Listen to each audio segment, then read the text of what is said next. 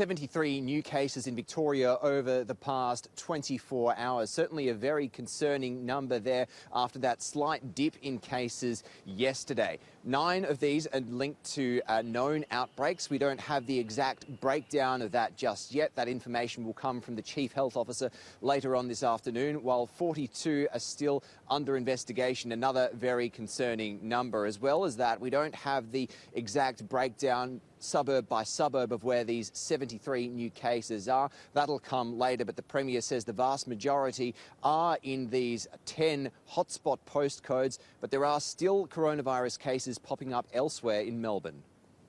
We're still seeing a really significant concentration in those hotspots. That's a trend that is holding up, and that's not surprising given the amount of testing we're doing and the fact that we've located those as the most unstable, the most high-risk areas. Ash, from midnight tonight, 10 postcodes in Melbourne's north and Melbourne's west will be locally locked down. They'll be reverting to stage 3 restrictions.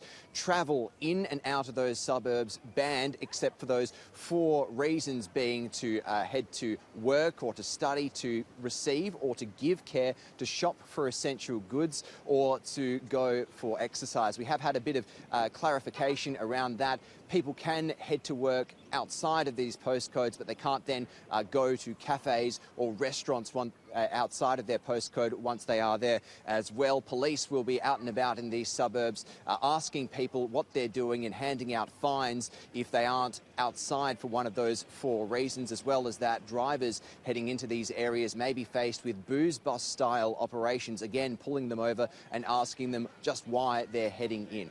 Residents in these hotspots have been asked to receive a coronavirus test regardless of whether they're showing symptoms or not. There are already 22 testing sites that have been set up. There are mobile testing sites as well as people going door to door, giving people a test literally on their doorstep. As well, from tonight, there'll be an additional 12 testing sites set up in these hotspot areas so that these tests can be conducted literally in their thousands. We know that over 20,000 are being tested a day.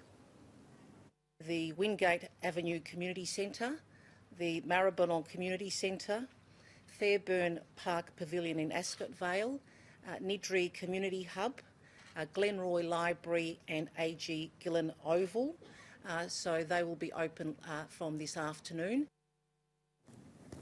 Now, there has been a bit of confusion and even a bit of angst about why postcodes are being used instead of suburbs, why some people are in suburbs that have no coronavirus cases, but because they share a postcode with another suburb that does have coronavirus cases, well, they're being locked down. The Premier said you have to draw the line somewhere. This was the best way for health authorities to do it, and if it wasn't being done by postcode, then it would have been even larger areas being locked off. Whenever you draw a line on a map, there will always be people on either side of it. There will always be anomalies and issues that come from that. What I would say, though, the alternative is to say, let's take the broadest brush we can and lock down the entire north or west of the city, or even further still, let's lock down the entirety of metropolitan Melbourne. We don't think that is a proportionate response.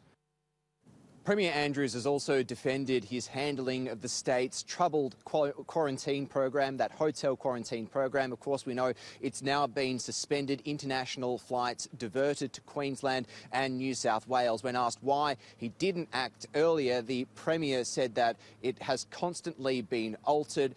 He has identified the problem before and that any problems with Victoria's handling of the quarantine program will be identified by the inquiry.